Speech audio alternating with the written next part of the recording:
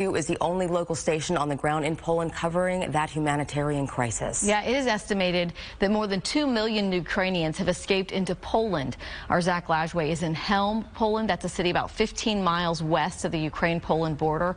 So, Zach, you're at a church that's been transformed into a shelter serving thousands of refugees. So tell us what's going on there today. Amy, good morning. You're absolutely correct. People from all across the globe are here helping with this humanitarian crisis. And thanks to a group of Texans with Texas Baptist men, they have helped transform this church into a shelter. Come inside. I want to show you what it's like.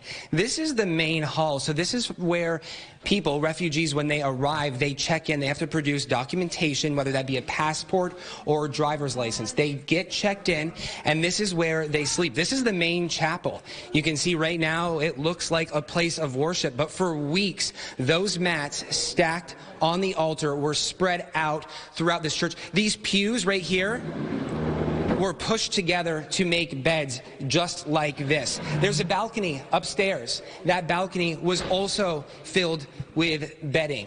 If you follow me across the hall into this room, this is the activities room, and this is where children can be children. This is a group with Texas Baptist men. Hey there. They are busy cleaning today. You can see it's not very busy at the moment, but you have toys that have to be disinfected. You have coloring books and drawings, artwork on the walls drawn by children refugees.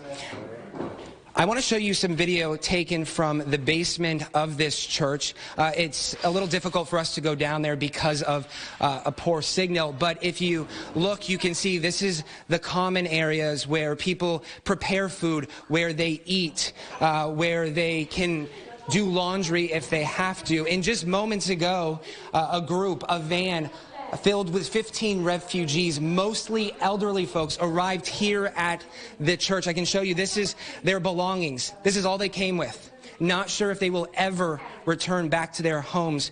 People packed up their lives in bags. Joining us now is Rand Jenkins with Texas Baptist Men. Thank you so much, and thank you for everything you're doing. This work is impressive. You have been on the ground here for weeks. What has been most rewarding for you? Really what's been most rewarding is when you see people come across the border, there's this despair, uncertainty. They're scared. And they don't know who to trust. When they can come into some of these churches like this, and luckily some people here are from Ukraine. We moved here 10 years ago.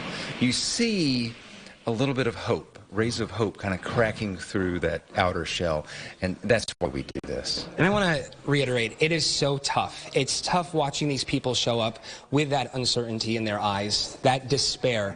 Again, moments ago, about 30 minutes ago or so, that van with elderly folks, one gentleman is blind. Another woman could barely walk. So you, yourself, we all pitched in and we were carrying their bags here. For people watching right now in Texas, how can they help? How should they help? Yeah. Really a couple of things. Prayer.